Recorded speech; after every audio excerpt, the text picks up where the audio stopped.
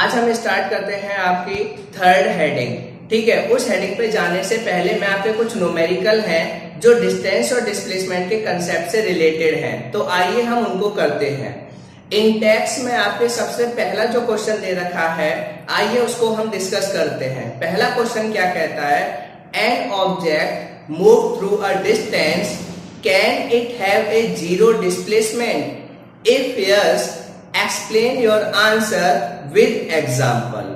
मतलब क्वेश्चन में क्या पूछा है कि क्या आपका ऐसा पॉसिबल है कि एक ऑब्जेक्ट डिस्टेंस तो करता जाए, एक ऑब्जेक्ट डिस्टेंस तो ट्रेवल करे, पर उसका डिस्प्लेसमेंट कितना हो जाए, जीरो हो जाए।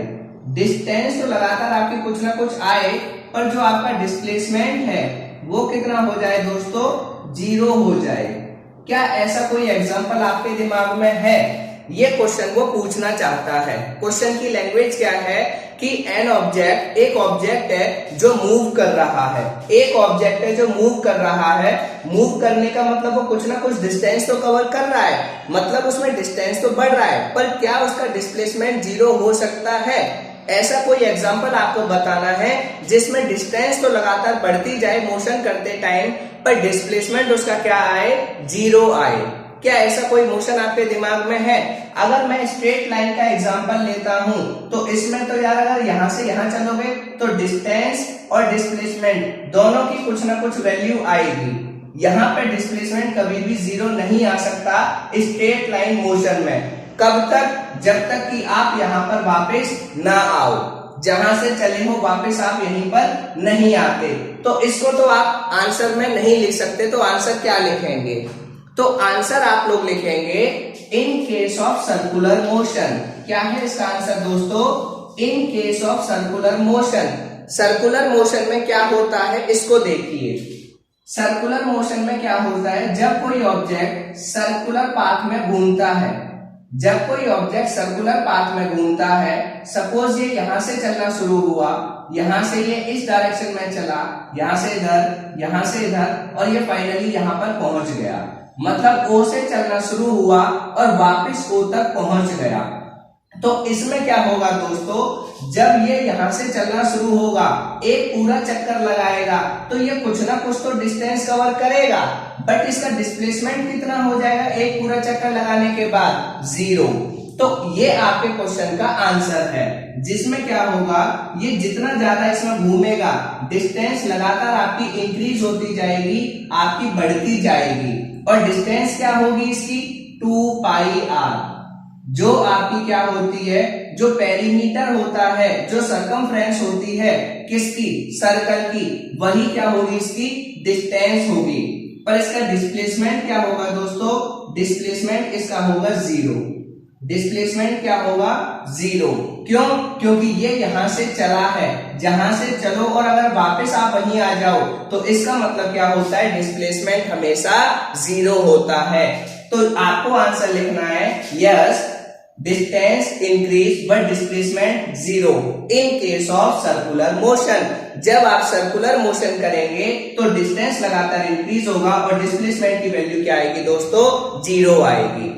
इसका दूसरा भी एग्जांपल आप लोग कॉपी के अंदर या एग्जाम में आप इसी आंसर को लिखेंगे, वैसे इसका दूसरा भी केस हो सकता है। दूसरा केस क्या है, आपने ये मार्कर लिया, इसको आपने ऊपर फेंका, इसको आपने क्या करा, किसी हाइट पे फेंका और ये वापस आपके हाथ में आ गया। कहने का मतलब कि सपोज मेरा ये मार्कर है, मैंने इसको यहां से फेंका, यहां तक ये गया, कितना, h मीटर तक, और ये वापस आ गया कितना, यहीं पे वापस आ गया, कितना, h मीटर। तो इसकी डिस्टेंस कितनी हो जाएगी? डिस्टेंस आपको पता है डायरेक्शन पे डिपेंड नहीं करती, डायरेक्शन पे डिपेंड नहीं करती, तो डिस्टेंस जाने में h और वापस आने में भी h, तो डिस्टेंस तो हो गई 2h, पर डिस्प्लेसमेंट कितना हो जाएगा इस केस में, डिस्प्लेसमेंट हो जाएगा जीरो। डिस्प्लेसमेंट कितना हो जाएगा, जीरो। क्यों? क्योंकि प्लस का h डिस्प्लेसमेंट डायरेक्शन पे डिपेंड करता है, तो जाते हुए प्लस का h, वापस आते हुए माइनस का h, तो कितना, जीरो। ये भी इस केस में भी ये पॉसिबल है। तीसरा केस, जब आप सीधी लाइन में जाएंगे तो जहां से आप चले थे अगर वापस आप उतना ही आएंगे तो उसमें भी आपका डिस्टेंस तो बढ़ेगा बट डिस्प्लेसमेंट 0 हो जाएगा।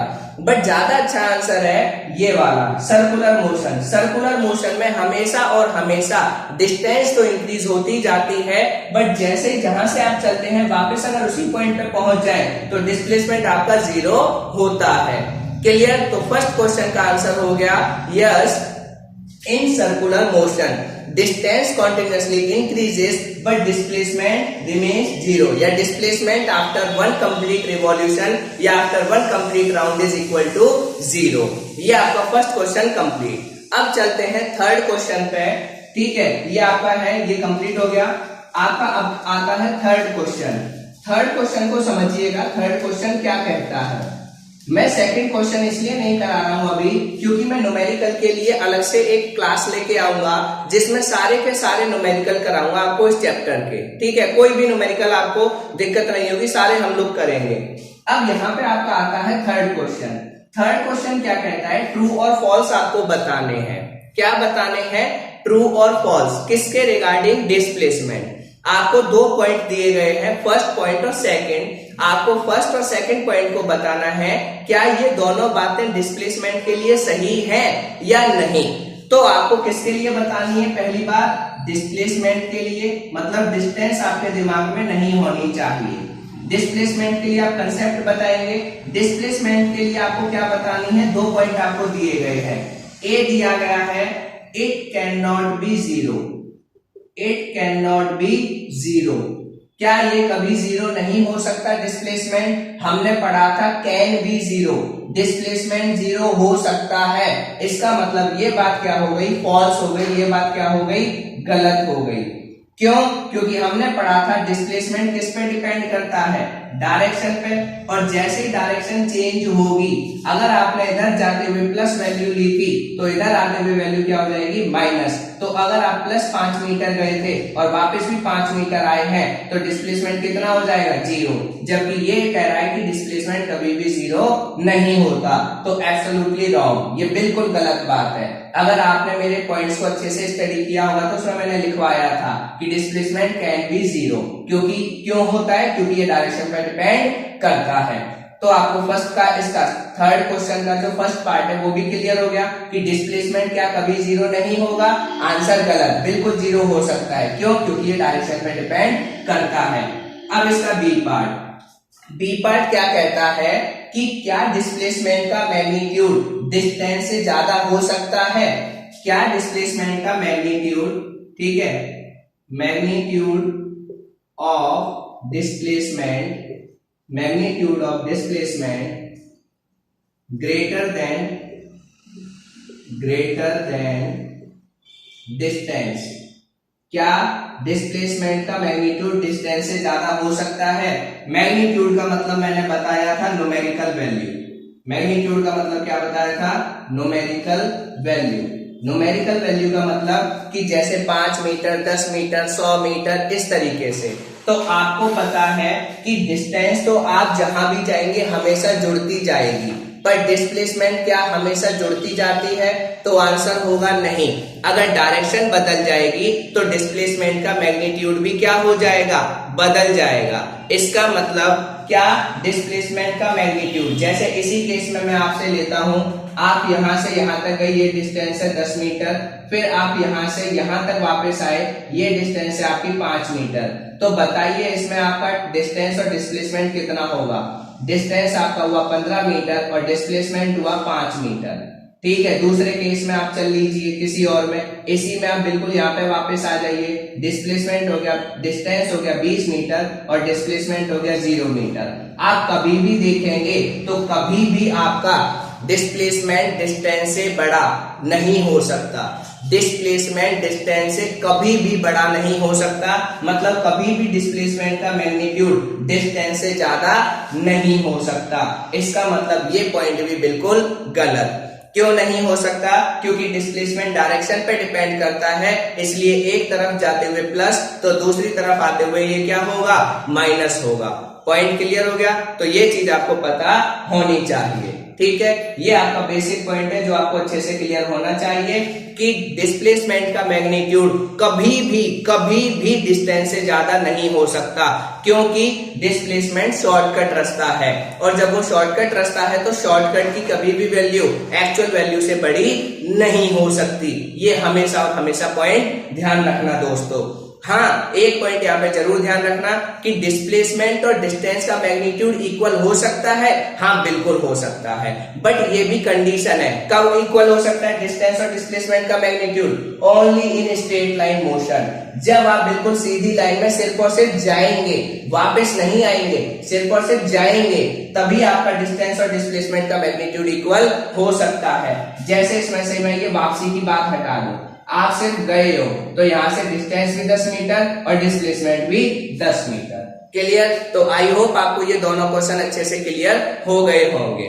ठीक है, अब हम चलते हैं किसकी तरफ? अपनी नेक्स्ट हेडिंग की तरफ, जो आज की हमारी नेक्स्ट हेडिंग है। पहले हम छोटा सा एक डिफरेंस कर लेते हैं। नेक्स्ट हेडिंग है यूनिफॉर्म और नॉन यूनिफॉर्म मोशन। हमारी नेक्स्ट हेडिंग क्या है? यूनिफॉर्म और नॉन यूनिफॉर्म। बट उससे पहले हम एक छोटा सा डिफरेंस कर लेते हैं जो आपसे पूछा जाता है। क्या? स्केलर और वेक्टर क्वांटिटीज। एक बार मैं बता देता हूं कि स्केलर क्वांटिटीज क्या होती हैं और वेक्टर क्वांटिटीज क्या होती हैं।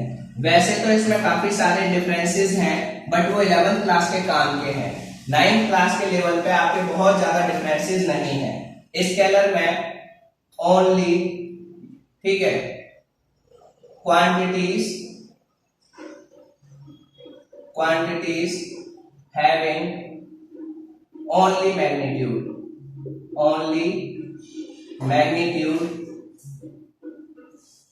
ठीक है, only magnitude। और यहां पे आ जाएगा quantities having magnitude plus direction. ये पॉइंट आपको बेसिकली ध्यान रखना है। क्या? कि ऐसी क्वांटिटी जिनमें सिर्फ और सिर्फ क्या होता है? Magnitude, only magnitude, no direction. जिनमें सिर्फ और सिर्फ मैग्नीट्यूड होता है, डायरेक्शन नहीं होती, उन सारी क्वांटिटीज को हम स्केलर क्वांटिटीज कहते हैं। और जिनमें मैग्नीट्यूड भी होता है और डायरेक्शन भी होती है, उनको हम क्या कहते हैं दोस्तों? वेक्टर क्वांटिटीज कहते हैं। 11th में इसमें डिफरेंसेस आएंगे कि ये सिंपल मैथमेटिक्स के एडिशन, सब्ट्रैक्शन, मल्टीप्लिकेशन, डिवीजन को रूल को फॉलो करता है, ये वेक्टर अलजेब्रा के रूल्स को फॉलो करता है। ये 11th का पॉइंट है, आपको ये पॉइंट याद रखना है। और इसके बाद इसका एग्जाम्पल, इसके एग्जाम्पल क्या है? जैसे मास, ठीक है, दूसरा लेंथ, उसके बाद टाइम, उसके बाद स्पीड, ये सारी चीजें, ETC, ये सारी चीजें किसका एग्जाम्पल है? आपकी स्केलर क्वांटिटी। क्योंकि जब आप मास की बात करते हैं तो कभी आप ये नहीं कहते कि 5 किलो नॉर्थ ईस्ट, 20 किलो आपका साउथ वेस्ट, या फिर 25 किलो ईस्ट। कभी आप मास में ये नहीं बताते। जब चीनी लेने जाते हैं तो ये नहीं कहते 5 किलो नॉर्थ वेस्ट। क्या आपने कभी बोला ऐसा? नहीं। आपने हमेशा क्या बोला होगा? 5 किलो, 10 किलो, 20 किलो। कभी भी डायरेक्शन की बात नहीं करते। तो जहां पे सिर्फ और सिर्फ मैग्नीट्यूड होता है उसको हम स्केलर क्वांटिटीज कहते हैं। और जिनमें आपकी क्या होती है? डायरेक्शन। जैसे लेंथ आपकी 5 मीटर, 10 मीटर, 100 मीटर, बट आप कभी भी डायरेक्शन की बात नहीं करते कि नॉर्थ वेस्ट में 100 metre, east west, east north में आपकी इतने मीटर। कभी इसकी बात नहीं करेंगे। कभी भी इन सब में, इन सारी चीजों में कभी डायरेक्शन नहीं आती। सिर्फ और सिर्फ मैग्नीट्यूड होता है। 5, 10, 20, 50, 100, 200, जो भी चीज है, हमेशा सिर्फ और सिर्फ मैग्नीट्यूड होगा, कभी डायरेक्शन नहीं होगी। तो उन सारी क्वांटिटीज को हम कहते हैं स्केलर। और वो सारी क्वांटिटीज जिनमें मैग्नीट्यूड तो होगा, साथ के साथ क्या होंगी? डायरेक्शन। इसके एग्जाम्पल क्या है? सबसे पहला डिस्प्लेसमेंट, ठीक है, यहाँ पे आप लोग डिस्टेंस भी लिख सकते हैं, जो कि मैं लिखना भूल गया तो मैं लिखवा देता हूँ। क्या? डिस्टेंस, क्योंकि ये आप पढ़ेंगे ना इसमें, इस चैप्टर में, इसलिए। ठीक है, क्लियर? डिस्प्लेसमेंट हो गया, वेलोसिटी हो गई, एक्सेलरेशन हो गया, एक्सेलरेशन। उसके बाद क्या हो गया आपका? फोर्स हो गया, ETC। ये सारी क्वांटिटीज ऐसी हैं जिन सब में आप मैग्नीट्यूड के साथ साथ डायरेक्शन की भी बात करोगे, इसीलिए डायरेक्शन चेंज होते ही ये आपकी एक तरफ अगर प्लस है तो दूसरी तरफ क्या हो जाती है, माइनस। तो ये आपको बेसिक पॉइंट याद रखना है। 9th क्लास के लेवल पे यही आपका पॉइंट है जो आपको डिफरेंस पूछा जाता है। Right the difference between scalar quantities and vector quantities. तो स्केलर वो सारी क्वांटिटीज जिनमें सिर्फ मैग्नीट्यूड होता है, डायरेक्शन नहीं होती, एग्जांपल ये रहे। वेक्टर वो सारी क्वांटिटीज जिनमें मैग्नीट्यूड और डायरेक्शन दोनों चीजें होती हैं, उनको हम वेक्टर कहते हैं। और ये रही वेक्टर क्वांटिटीज के एग्जांपल। इतने आपके लिए काफी है, ठीक है। अब हम चलते हैं आगे, यूनिफॉर्म और नॉन यूनिफॉर्म मोशन। यूनिफॉर्म और नॉन यूनिफॉर्म मोशन, ठीक है, इस पे चलते हैं। ये क्या होता है, यूनिफॉर्म मोशन किसे कहते हैं दोस्तों, और नॉन यूनिफॉर्म मोशन किसे कहते हैं। आइए स्टडी करते हैं, पढ़ते हैं क्या होता है, कैसे क्या क्या इसके कैरेक्टर है। ये एक्चुअली बहुत आसान हेडिंग है। यूनिफॉर्म और नॉन यूनिफॉर्म मोशन जो हेडिंग है दोस्तों, बहुत आसान हेडिंग है। आइए स्टडी करते हैं कैसे। सबसे पहले आपका क्या है, यहां पे मैं डाल देता हूं मोशन। तो मोशन में आपका क्या हो जाएगा, यूनिफॉर्म मोशन। यूनिफॉर्म, एक बार हेडिंग डाल देता हूं, फिर नॉन यूनिफॉर्म। यूनिफॉर्म और नॉन यूनिफॉर्म मोशन का मतलब क्या है, इसका बस आपको डेफिनेशन और इसके छोटे से ग्राफ को स्टडी करना है, और ज्यादा नहीं। यूनिफॉर्म वर्ड का अगर आपको मतलब पता है ना दोस्तों, शुरू से मैं एक ही बात कहता आता हूं, साइंस पढ़ने का सबसे आसान तरीका है वर्ड का मीनिंग, चाहे वो इंग्लिश में हो या हिंदी में। अगर आपको वर्ड का मीनिंग पता है ना दोस्तों, तो आपको कभी भी कोई प्रॉब्लम नहीं होगी। Uniform motion, uniform motion, uniform का मतलब होता है एक जैसा। यूनिफॉर्म का मतलब क्या होता है, एक जैसा। अब इसको तुम नॉर्मली भी समझ सकते हो, स्कूल की यूनिफॉर्म होती है, कॉलेज की यूनिफॉर्म होती है, ऑफिस की यूनिफॉर्म होती है, क्यों, पुलिस की यूनिफॉर्म होती है, आर्मी वालों की यूनिफॉर्म होती है, ताकि उनको उनके कलर से या किसी और चीज के बेस पे डिस्क्रिमिनेट ना किया जाए। उनकी सिर्फ पहचान क्या होती है कि ये वर्दी जिसने पहनी है उन सबको हम पुलिस पर्सन कहेंगे, जिन्होंने ये पहनी है ये सारे आर्मी पर्सन है। उनको किसी नाम से, किसी रिलीजन से, किसी कम्युनिटी के नाम से नहीं जाना जाता। इसी तरीके से सबको एक जैसा करने के लिए ये नॉर्मल हुआ। अब फिजिक्स में क्या है यूनिफॉर्म का मतलब, फिजिक्स में जो हम मोशन, कौन सा मोशन, मोशन आप जानते हैं, मोशन की डेफिनेशन आप लोग पहले ही पढ़ चुके हैं, क्या, change in position, change in position with time. जब आप किसी ऑब्जेक्ट की पोजीशन में टाइम के साथ चेंज होता है, इसका मतलब वो क्या करता है, मोशन करता है। तो अब यूनिफॉर्म मोशन क्या होगा, यूनिफॉर्म का मतलब होगा equal distance in equal time. बस अगर आपको ये बात समझ में आ गई तो आपको यूनिफॉर्म मोशन समझ में आ गया। जब आप इक्वल टाइम में इक्वल डिस्टेंस कवर करते हैं तो उसको यूनिफॉर्म मोशन कहते हैं। पॉइंट क्या हुआ, कहने का मतलब क्या हुआ, जैसे आप क्या करते हैं, अभी आपने बाइक चलाई, आप बाइक चलाना स्टार्ट कर रहे हैं, शुरू के 1 सेकंड में आप 5 मीटर चले, अगले 1 सेकंड में आप फिर 5 मीटर चले, उससे अगले 1 सेकंड में फिर से आप 5 मीटर चले, फिर अगले 1 सेकंड में 5 मीटर चले। मतलब बार बार आप 1 सेकंड में 5 मीटर, 1 सेकंड में 5 मीटर, 1 सेकंड में 5 मीटर, मतलब हर बार आप इक्वल टाइम में, इक्वल टाइम के अंदर, ये हर बार इक्वल टाइम में आप इक्वल डिस्टेंस कवर कर रहे हैं।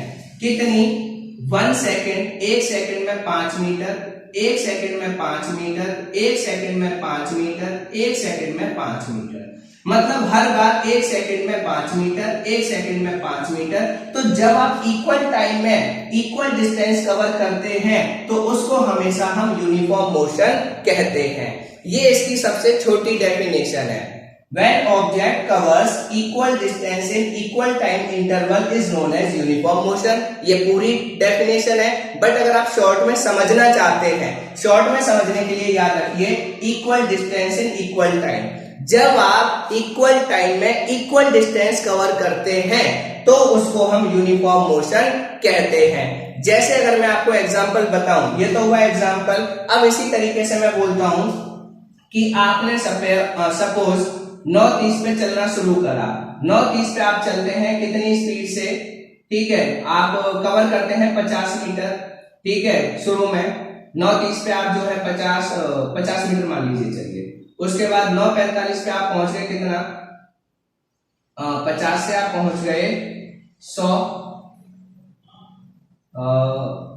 9:30 पे चलिए मैं यहाँ पे करता हूँ, 9:45 पे आप पहुंच गए 75 मीटर, ठीक है। उसके बाद 10 बजे आप पहुंच गए कहाँ पे, 100 मीटर। उसके बाद 10:15 पे आप पहुंच गए 125 मीटर। अब देखिए इसमें आप देखें तो इसमें कितने का डिफरेंस है, 15 मिनट का। कितने का, 15 मिनट। और कितनी डिस्टेंस आई है, 25 मीटर। यहाँ पे 15 मिनट कितनी डिस्टेंस, 25 मीटर। यहाँ पे 15 मिनट कितनी डिस्टेंस, 25 मीटर। तो आपने क्या किया, हर बार 15 मिनट में 25 मीटर, 15 मिनट में 25 मीटर, 15 मिनट में 25 मीटर। तो जब आप इक्वल टाइम इंटरवल में इक्वल डिस्टेंस कवर करते हैं तो उस मोशन को हम यूनिफॉर्म मोशन कहते हैं। उस मोशन को क्या कहते हैं दोस्तों, यूनिफॉर्म मोशन कहते हैं। ये शॉर्ट छोटी डेफिनेशन है, बट अगर किसी को डिटेल डेफिनेशन लिखनी है तो वो लिख लीजिए, मैं बोल देता हूं। When object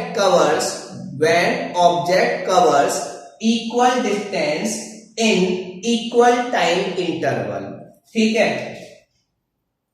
When object covers equal distance in equal time interval, खत्म। ये इसकी पूरी डेफिनेशन है यूनिफॉर्म मोशन की। आई होप आपको ये क्लियर हो गया होगा।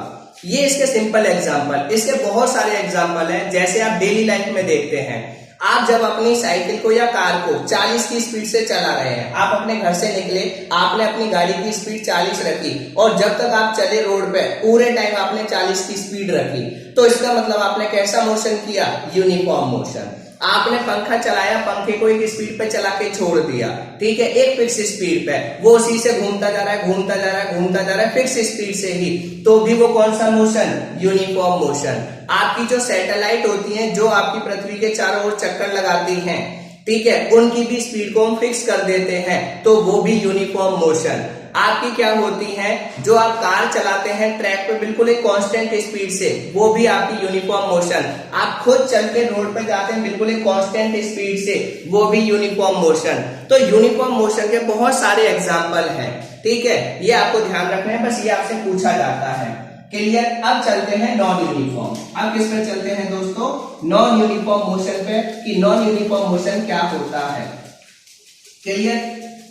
किस पे चलते हैं, यूनिफॉर्म मोशन। आई होप आपको क्लियर हो गया होगा अच्छे से, इससे ज्यादा इसमें नहीं है कंसेप्ट।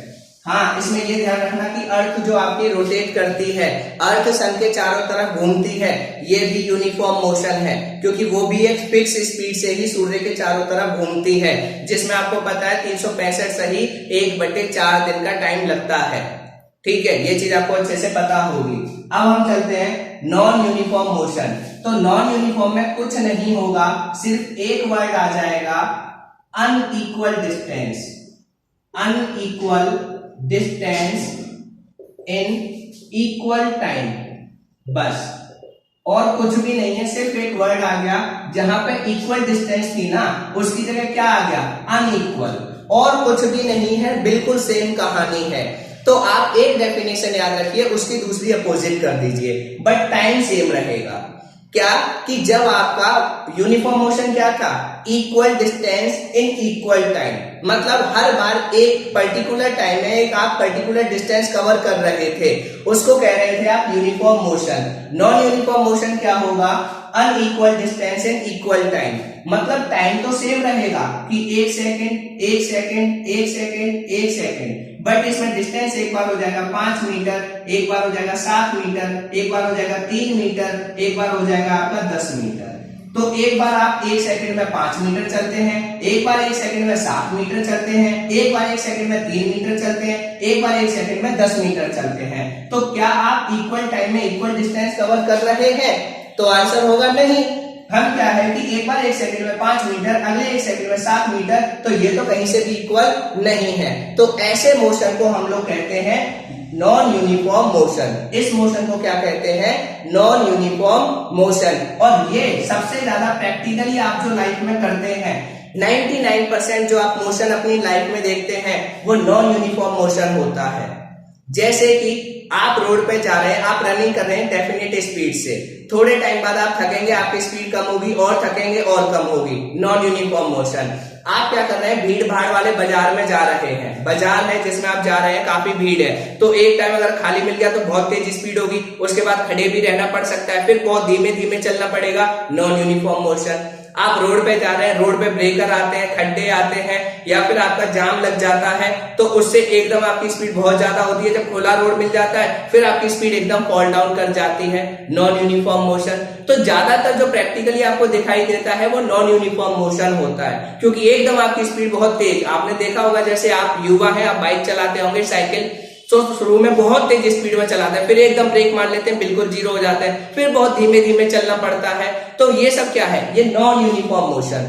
इक्वल टाइम में आप अनइक्वल डिस्टेंस को कवर करते हैं, उसी को हम नॉन यूनिफॉर्म मोशन कहते हैं। क्या, तो डेफिनेशन हो जाएगी ऑब्जेक्ट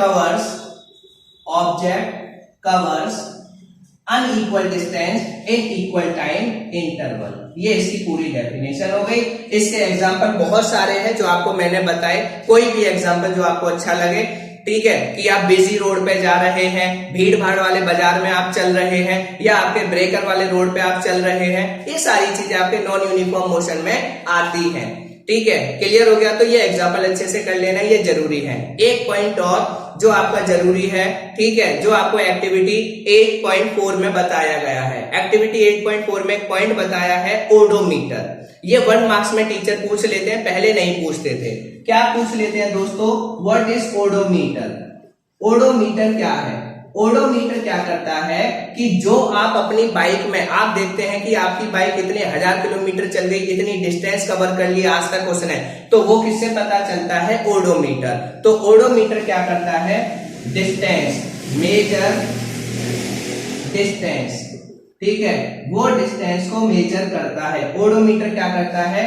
डिस्टेंस को कैलकुलेट करने के काम आता है। जो आपकी गाड़ी की कितनी डिस्टेंस, कितनी दूर वो चल चुकी है, उसका पता हम किससे लगाते हैं? With the help of odometer. तो ओडोमीटर क्या करता है? डिस्टेंस को मेजर करने में हेल्प करता है। ठीक है, ये सारे आपके हेडिंग है। यूनिफॉर्म, नॉन यूनिफॉर्म कंप्लीट हो गया, स्केलर वेक्टर कंप्लीट हो गया, हमने क्वेश्चंस वगैरह भी किए, और ये पॉइंट भी एक क्वेश्चन है जो आपका 1 मार्क्स में एमसीक्यू में बनता है, तो इसको भी अच्छे से कर लीजिएगा। ओडोमीटर डिस्टेंस को मेजर करने में हेल्प करता है। कोई क्वेरी हो, कोई क्वेश्चन हो तो कमेंट सेक्शन में डालिएगा, ठीक है। नहीं तो अगर वीडियो अच्छी लगी हो तो आप वीडियो को लाइक कीजिए, शेयर कीजिए और चैनल को सब्सक्राइब करना बिल्कुल ना भूलें। Thank you.